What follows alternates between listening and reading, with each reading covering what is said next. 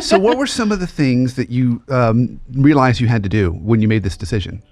I mean, it's probably like a lot of like not very exciting things, but important things. Like you got to find a space. Yes. You got to think about what's the name going to be. Oh my gosh. I mean, all that other kind of stuff. I know. It's like I focused on the name for a while, right? So so when I started looking up lifestyle medicine, what happened is after I got diagnosed with the atrial fib, I decided it's other things that I can do other than the medications that they're giving me and other than the surgeries that I can probably do to take care of my body and live longer. So that got me into, this plant-based diet. I don't know if you know about that about me.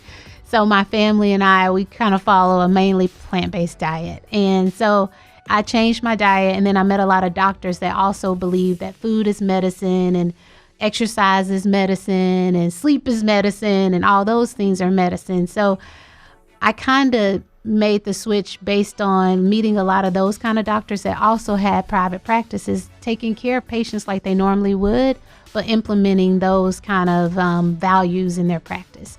So that's kind of what gave me the confidence. I saw other doctors doing it a different way, but still doing it a good way that was efficient. And so that give me a boost of encouragement that I could do it.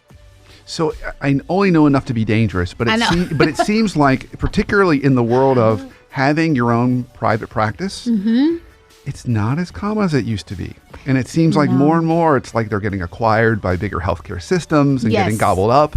And it's almost harder to be kind of a solo physician.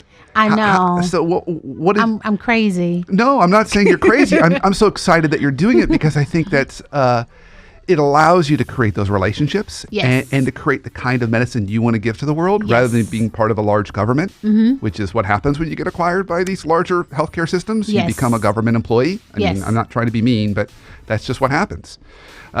So what was it even in that dynamic that you noticed that physicians that are doing this and doing it well, what do they do that makes them able to do it? The ones that have their own practices. They all told me that it's a lot of work. Okay, but they're able to set the rules and set the boundaries, their boundaries for their patients and for themselves ahead of time. So when you decided to be a patient there, most of them say that they have either a contract at that time, a talk at that time, an orientation at that time that lets people know what the boundaries will be of the practice or how the practice will run. So it gives them that kind of leeway where you can't have boundaries. Sometimes at the other practices, you just have to do whatever they tell you have to do. You have to see however many they want you to see. You're not in control of your schedule. You have to produce, a certain amount of RVUs or a certain amount, to stay within the range that they want you in. And so in private practice, they're telling me that you can set your own schedule. You can set your own boundaries. You can say yes to things, but you can also say no to things. So that was what looked alluring to me. Yeah. I think it is going to be a challenge, but I can't wait for the challenge. My dad was a solo practitioner. It was kind of strange. He was on one side of the building and my uncle was a dentist. And my uncle was on the other side of the building. So they own this building together. You go to the dentist or the OBGYN. It's kind of strange.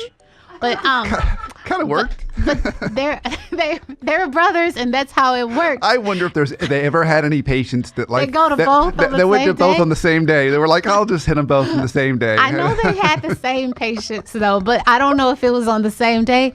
So the crazy thing about all of this is I watched that with terror. I watched my parents, doing billing at night, working with insurance companies, my dad being tired. That's why I decided not to be an OB. I can't get up in the middle of the night and run up deliveries. But I saw all that, and then I still end up doing it years later.